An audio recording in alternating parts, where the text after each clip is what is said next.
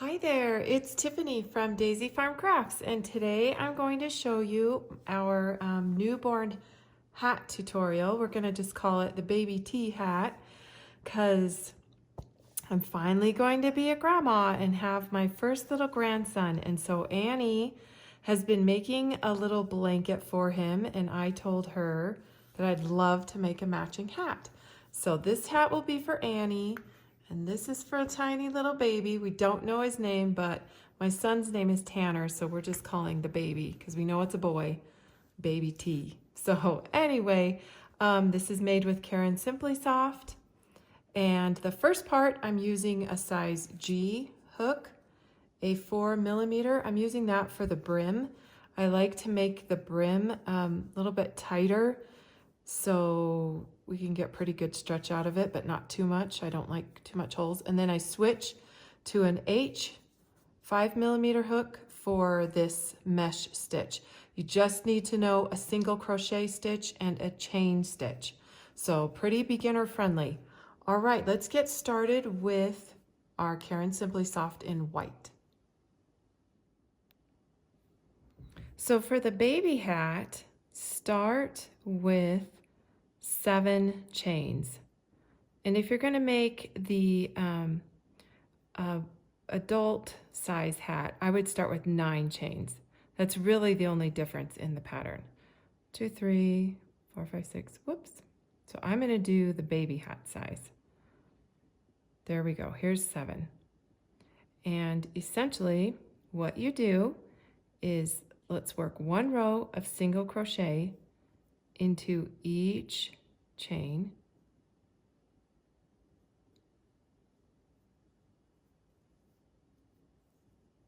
and that should work out so that you have made 6 single crochets.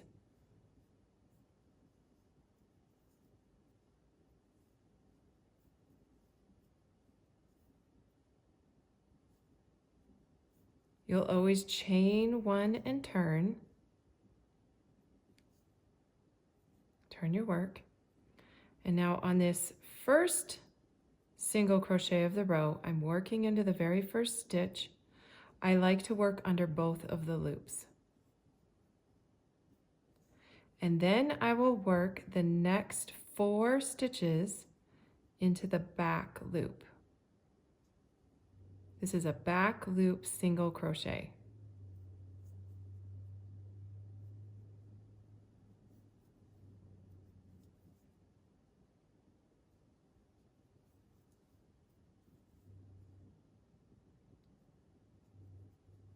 Now on the last stitch, I go back and I work underneath both loops. This will give a nice finish to the brim of our hat. Chain 1 and turn.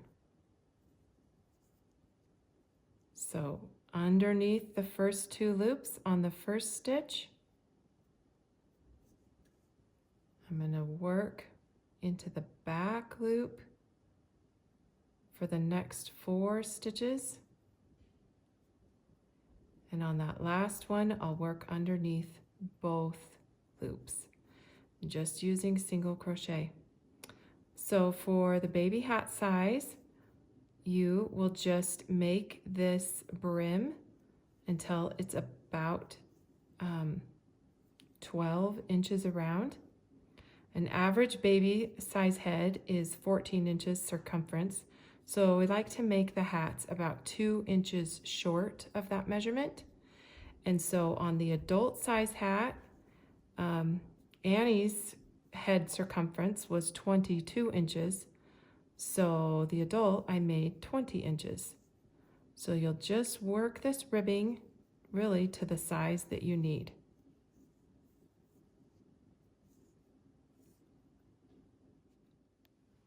Okay, how did you do? I've got my tape measure here. Just going to show you that I'm measuring it without pulling it or stretching it or anything. I've got it at 12 inches. You see that? Sorry, get that right there. There we go. So then it'll stretch to 14. Okay, so what you'll want to do next is oops, grab your, leave this, take your hook out and give yourself a long loop so it won't come undone. But first, we're going to come back to your starting tail and use your tapestry needle to sew the two ends together really as nicely and neatly as possible. So I'm just folding this in half, and I'm matching this bottom. I'm going underneath the first two V's of the bottom stitch right there, just to get that started, and then I'll go ahead and come back again and work it one more time underneath those V's, like to double secure it. Then I just go up to the next stitch, under the next two. So this is working underneath the starting chain, oops, and the last two. And I probably should have said, make sure at the start, when you're starting your give yourself a fairly long tail to sew with when you're very first starting your chains. So anyway, and then I will finish, go ahead and do this last stitch, work underneath that stitch, and then I go ahead and work all the way back down, just to double secure. Plus I think it looks nice and neat too, and kind of gives the illusion that there's another, that it looks like a starting or a back loop single crochet row, so that it kind of looks like that. There we go. Okay, see, just like that. So then it bends over. Okay, so you can weave that in later if you want to, after, or do it right now. So now I am going to change hook sizes. I'm going to go up a hook size to the H.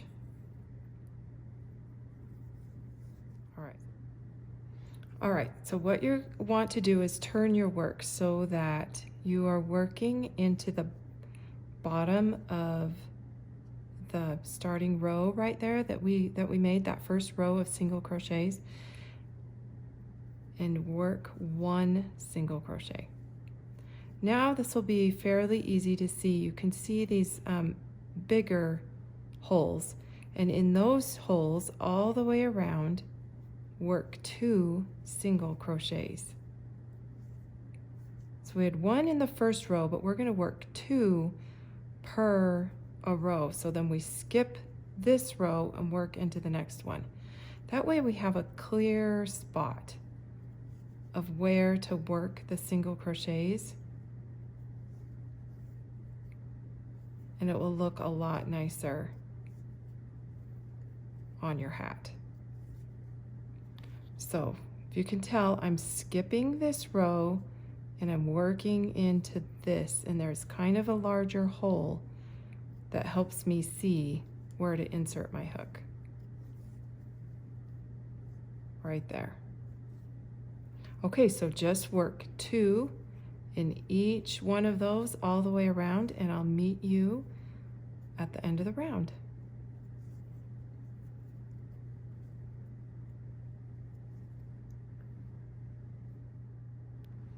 Now the important thing about this round is that you end up with an odd number of stitches. So the easy thing is that you've made pairs, 2 in each one, but we started with a single. So in this very last stitch, make sure you work 2 of these, and you'll slip stitch into the very first stitch that we made that was just 1 into that starting row, and then you'll have your odd numbers. Now chain 1 and turn your work. Now we will start, it looks like 1, 2, 3 stitches over. That's actually the first single crochet of the round.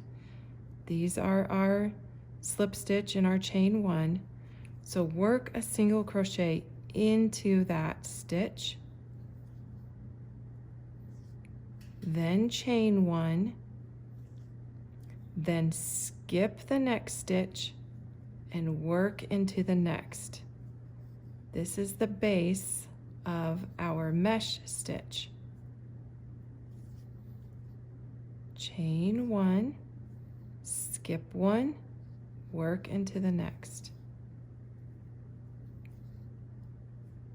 So I'm chaining 1, skipping 1, working a single crochet into the next stitch. Chaining 1, skipping 1, working into the next stitch. Okay, so work that all the way around the hat, and your very last stitch, it should work out that it is a single crochet.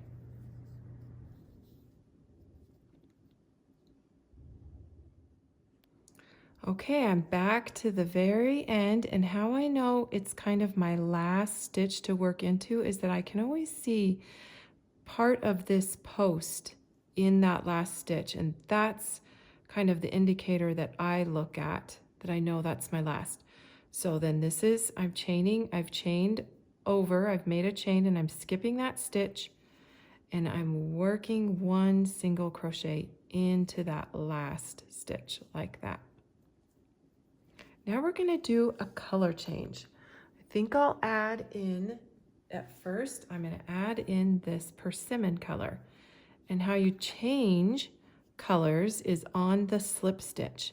Now you'll also want to make sure you're slip stitching into the right stitch, because if you go 1, 2 over, you'll get your counts mixed up again. So you always want to slip stitch underneath, and I kind of, again, I look for the post that's right there, and I go to the right of it. I lay the yarn over, and you'll see it more clearly the next round. I'll show you like what the stitches look like, stopping and starting and turning. So I've chained 1, and now I'm turning. Here we go, and make sure you pull that tight. Well, the white, so that you can see and not go in over there. Again, it's 1, 2, 3. Here's your first single crochet. Chain 1. Now we're chaining over the chains, so you'll know not to work kind of in this larger space. You're working underneath the 2 V's of the single crochet. And maybe if you've made the blanket first, Annie is using this same stitch for her blanket. And so if you've made the blanket first, you will be a pro at this stitch, and you'll know exactly where to insert your hook.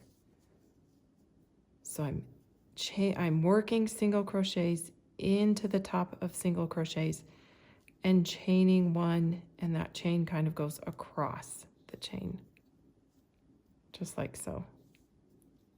Okay, continue that around, and I'll meet you at the end of the round.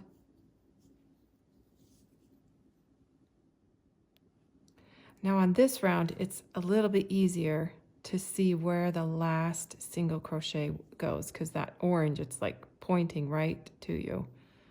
That is the last single crochet right there.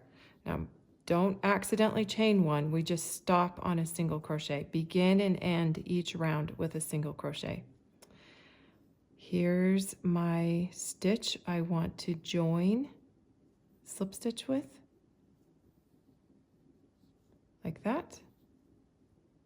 Now I chain 1 and turn. Let's count down from the hook, 1, 2, 3. That might be the best way for you to know where your hook goes, because I know it can be confusing.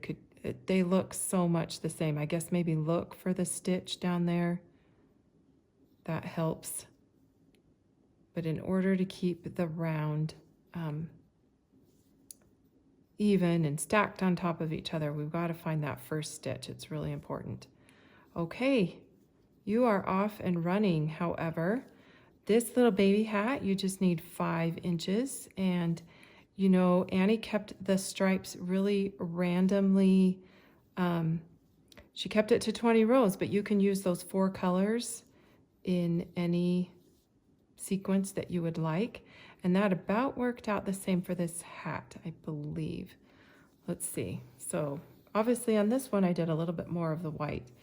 So this is 1, 2, 3, 4, 5, 6, 7, 8, 9, 10, 11, 12, 13, 14, 20, about 22 to 24 rows to get 5 inches. So for a newborn hat, you need 5 inches. For the larger hat, you need about 9 inches. Okay, so this measures about 9 inches. So you can you can do your own striping pattern. We just kept this, it's about 20 rows, so you can mark it. So the hat will be worked straight up, and then at the end, you'll grab your tapestry needle and just weave the tie off, and then weave it in and pull this tight. So I'll show you. Oh, I already wove in the end on this one too. So it's just gathered around there tight, and that's how you make the hat. Let me show you what the yarn changes look like. So that's what I love about the mesh stitch, is they're pretty invisible. If you get them all lined up and you can find those right, you know, the stitches to work with. I didn't feel like you could see that seam. It pretty much disappeared for me. So anyway, that is the basics. You're just going to continue the mesh stitch all around and cut after each color change, and then of course you'll want to weave in those ends after the whole project is finished. So anyway, good luck on your baby hat, and come and show us your version. I'd love to see your stripe versions of this hat and the blanket. Come share with us on our Daisy Farm Crafter group on Facebook, or to our Facebook page. You can always share the post, or if you're on Instagram, use the hashtag Daisy Farm Crafts on your public posts. Okay, thank you everyone for coming by. Good luck on your project.